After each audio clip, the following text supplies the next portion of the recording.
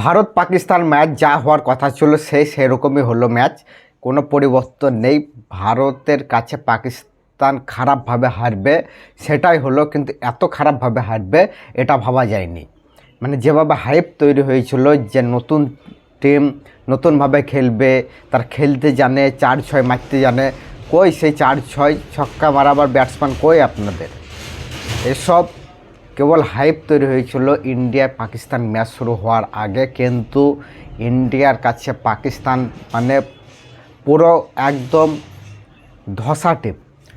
পাকিস্তানের কাছে দেখো যে ব্যাটসম্যান বা যে বলার আছে, ইন্ডিয়ার কাছে এখন যে ব্যাটসম্যান বলার আছে তুলনা করতে গেলে একবারে অনেকটাই উপরে কিন্তু ভারত।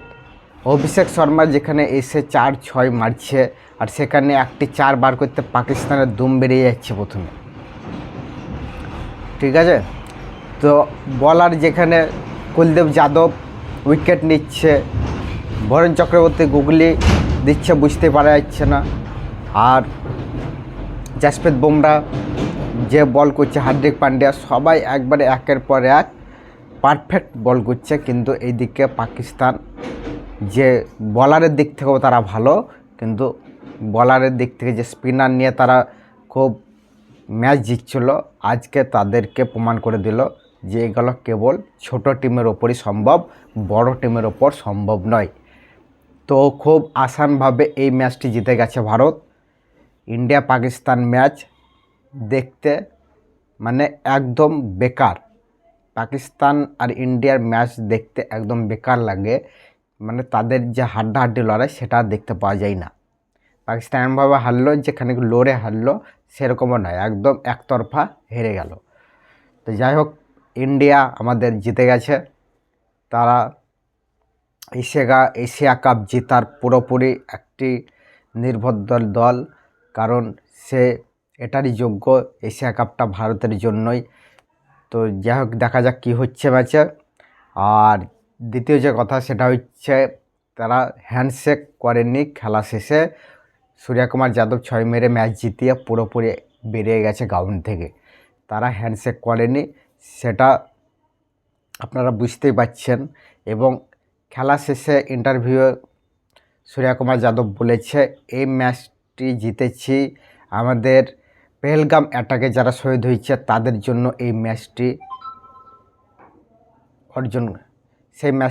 আমরা অর্জন করেছি।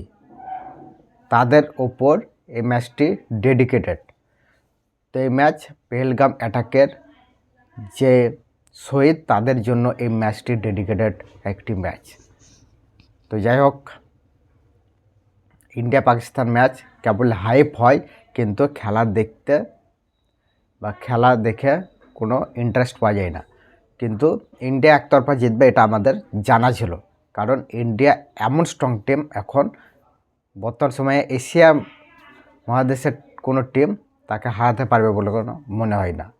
অস্ট্রেলিয়া ইংল্যান্ড হলে সেখানে ম্যাচ আলাদা ধরনের হবে, কিন্তু এশিয়া মহাদেশের কোনো টিম ইন্ডিয়াকে পারবে বলে আমার মনে হয় না। আপনারা মতামত জানাবেন। তো এশিয়া কাপ কে জিতবে এটা কমেন্টে জানাবেন, ভারত না শ্রীলঙ্কা? কারণ শ্রীলঙ্কার পারফরমেন্স দুর্দান্ত। না পাকিস্তান আবার কামব্যাক করবে, না আফগানিস্তান? তো যাই হোক, আপনারা কমেন্টে জানাবেন। তো ভিডিওটি ভালো লাগলে একটা লাইক করে দেবেন, চ্যানেলটি সাবস্ক্রাইব করে দেবেন। দেখা হবে পরের ভিডিওতে। বাই।